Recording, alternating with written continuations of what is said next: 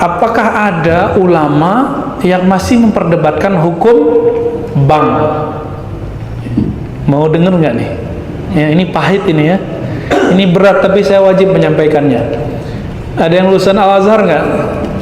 Ada yang pernah ke Mesir nggak? Di Mesir ada Darul Ifta. Darul Ifta itu lebih kuat daripada MUI karena MUI cuma kumpulan ormas. Fatwanya hanya bersifat himbauan. Tapi Darul Ifta itu langsung diakui oleh negara. Itu di Mesir. Ya, fatwanya itu langsung diakui oleh negara.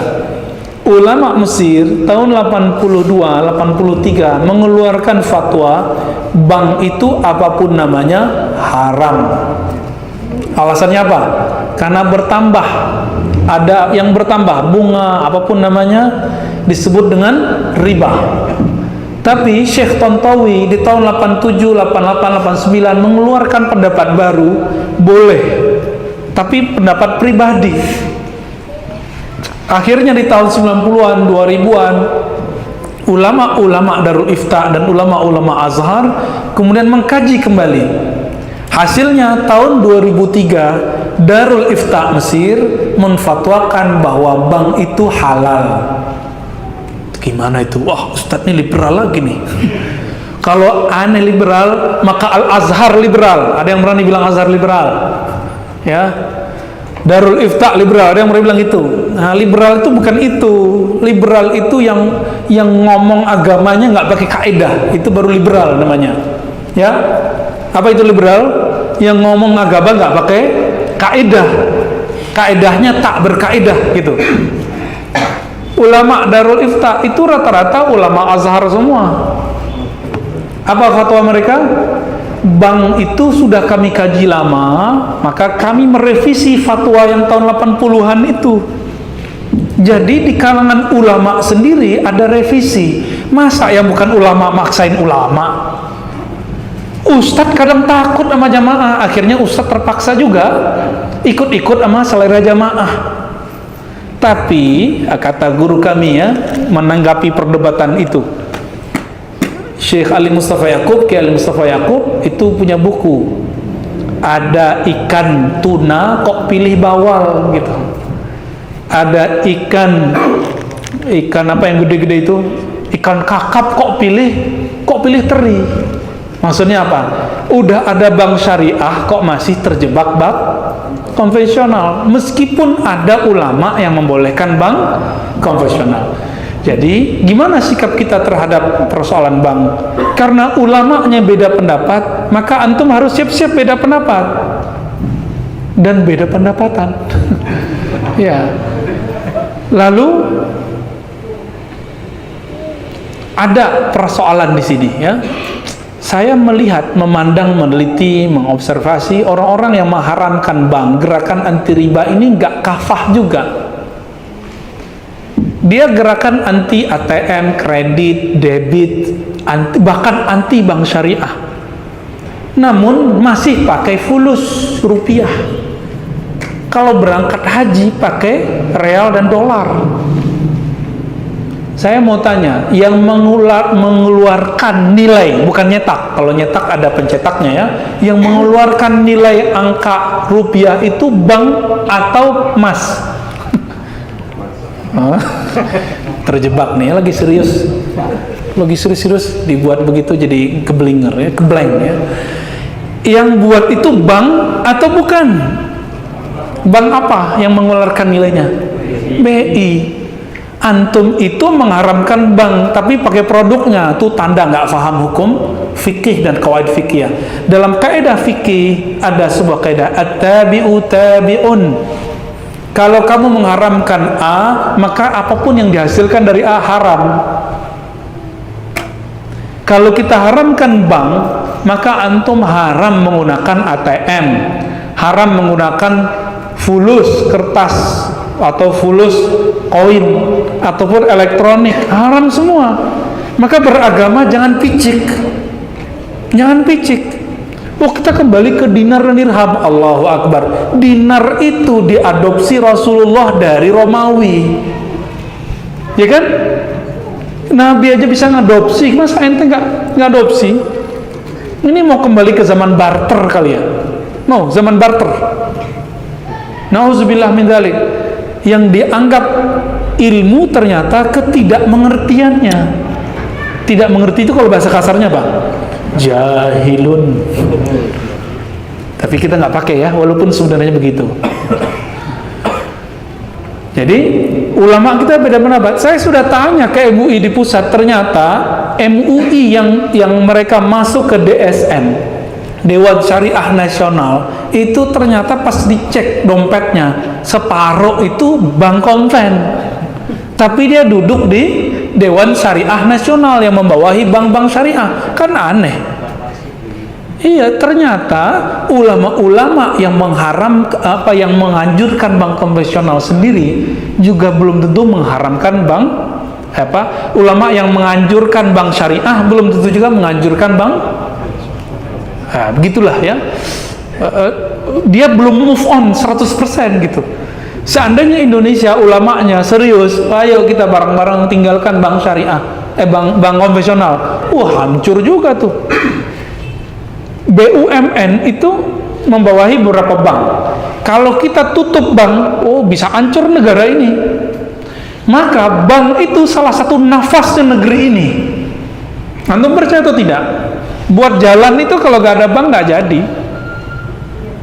Ya, bangun kampus-kampus Islam, kampus-kampus negeri yang Islam, pesantren-pesantren, dan semuanya itu yang Islami, tanpa bantuan lewat bank gak jadi. Kalau lewat bank ketahuan mana yang gratifikasi, ketahuan nggak? Ketahuan Pak. Tapi kalau pakai kardus, pakai kotak, pakai plastik nggak ketahuan. Hati-hati di sini. Oleh karena itu, saya mengajak, ayo ulama kita sudah buat di bank syariah, ya. Namun jika memang belum bisa meninggalkan bank konvensional, ambil seperlunya, tapi bangun semangat untuk membesarkan bank. Ustadz kok pelimpan? Bukan pelimpan, kan antum aja yang belum move on ya. Saya udah 10 tahun sebelumnya saya nggak pernah pakai bank konven, tapi karena dapat fatwa dari ulama Darul Ifta itu berani lagi terima beasiswa lewat BNI. Ya, habis itu lewat Mandiri, habis itu lewat apa gitu. Ya, akhirnya kata imam-imam kita di Darul Ifta itu, masyayikh kita, siapa yang terkena perdebatan ini, faliyat fi qallid man abaha. Kalau kamu terjebak dalam satu ini, maka ikutilah ulama yang membolehkannya, biar hatinya tenang. Ini masuk ke khilafiyah. Kenapa dia khilafiyah? Karena bank tidak ada di Quran, tidak ada di Sunnah, tidak ada ijma, tidak ada di. Tapi kalau riba ada di Quran, ada di Sunnah, ada di ijma, ada di qiyas. Mengharamkan riba wajib, menghalalkan riba diperdebatkan sampai kiamat nggak selesai. Jangan paksa orang deh ya, jangan paksa orang. Ini ambiguitas orang-orang yang anti bank, kok masih pakai duit. Jangan pakai duit baru antum tuh pas gerakan anti ribawinya ya. Kira-kira begitu. Assalamualaikum warahmatullahi wabarakatuh Ustaz. Assalamualaikum warahmatullahi wabarakatuh. Saya seorang supir dari sebuah bank konvensional. Mau nanya apakah gaji saya termasuk dalam riba? Nah, apabila saya zakatkan sudah bersih ke gaji saya? Ya, saya salat nafilah dikerjakan berapa rakaat dan waktu dikerjakan kapan? Manfaat dari salat tersebut apa? Maaf ya, satu kertas ini saja cukup untuk saya jawab untuk hari ini. 5 pertanyaan dari sini saja. Yang lain nanti saya inikan di official. Baik, ini kalau Anda ragu dengan sesuatu, maka cari yang meyakinkan. Sudah, itu jelas hukumnya. Awas, hati, innal halala bayyinun, innal harama bayyinun, wa bainahuma umurun mushtabihatun. Ya, yang halal itu jelas, yang haram itu jelas. Di antara keduanya ada yang syubhat. Rumus syubhat itu tanya dulu kejelasannya. Kalau memang tetap gak jelas, maka tinggalkan, itu lebih bagus. Paham ya? Saya kerja Ustaz di bank konvensional, bagaimana hukumnya? Kalau ada ribanya haram hukumnya. Kalau kemudian tidak mendapati yang lain dan darurat hidup ada di situ, maka sifat daruratnya muncul. Tapi darurat sifatnya sementara, bukan sementerus. Jadi sambil di situ antum mencari pekerjaan lain. Ya, ada di bank syariah misalnya, ada yang lain misalnya, silahkan masuk ke situ. Yang ininya kemudian antum kurangi itu persatu sampai dapat yang baru itu, tinggalkanlah yang meragukan di situ. Paham ya? Bekerja di bank apa dulu deh? Kalau banknya bank yang sesuai dengan nilai-nilai Islam yang baik, bank syariah dan sebagainya, halal kerjanya, silakan. Kalau antum kerja di tempat yang ada hukum Allah dilarang di situ, misalkan ada riba, ada yang tidak baik dan sebagainya, dan antum bisa ini memilih di tempat yang halal, tapi antum memilih di situ karena pertimbangan dunia yang haram, yang didapatkan juga salah. Ya kan? Kecuali dalam keadaan Anda belum mendapatkan sesuatu yang maksimal, sebagian bisa baik, sebagian belum bisa baik, gitu kan?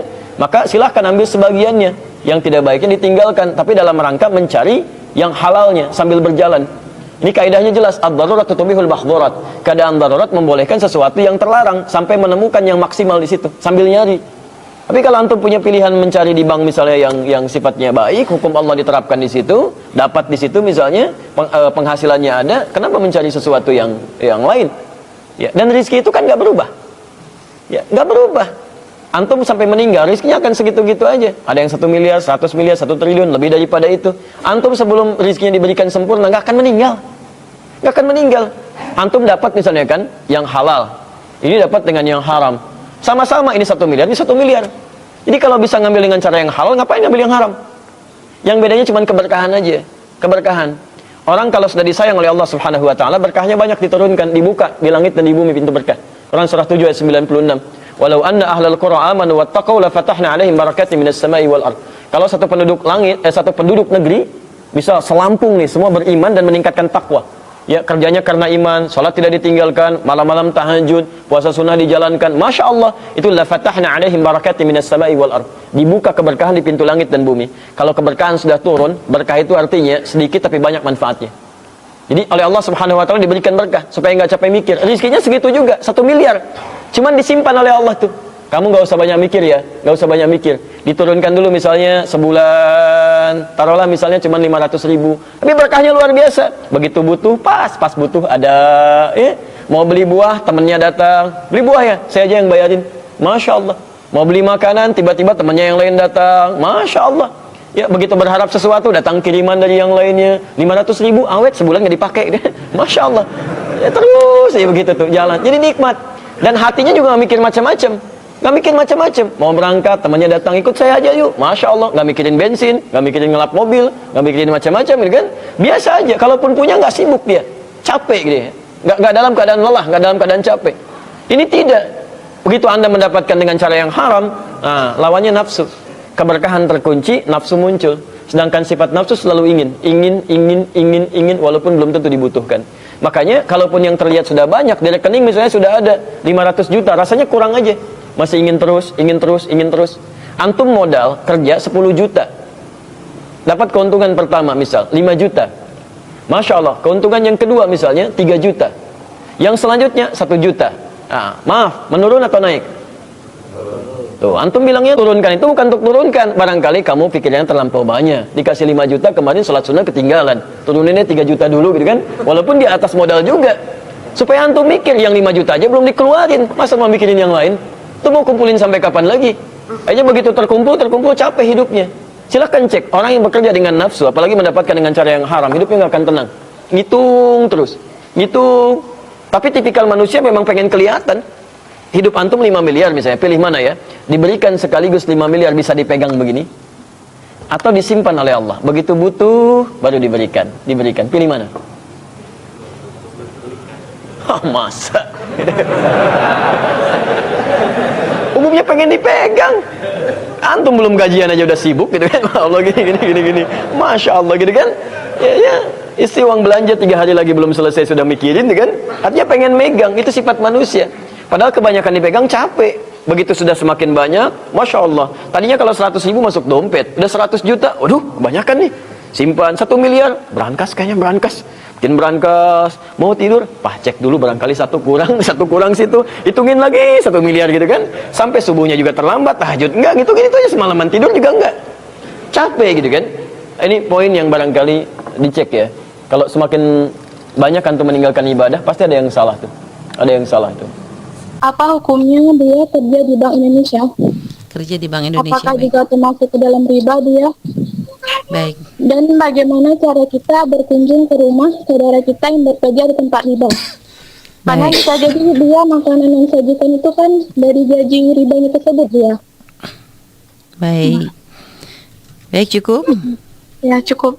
Baik, terima kasih kepada Mbak Allah di Jogja ya. Baik Bu ya, dipersilakan untuk langsung menjawab ya. Baik, bismillah. BI adalah kontrol dari bank semuanya.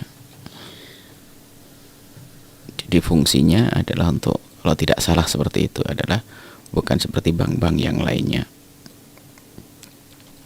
Dan juga di dalam pemerintahan banyak hal-hal yang secara yakni pelaksanaannya adalah tidak sesuai dengan syariat. Akan tetapi hal itu memang sudah ada di tatanan pemerintahan tersebut, karena untuk kepentingan dan kemaslahatan negara itu menurut pemahaman negara itu sendiri.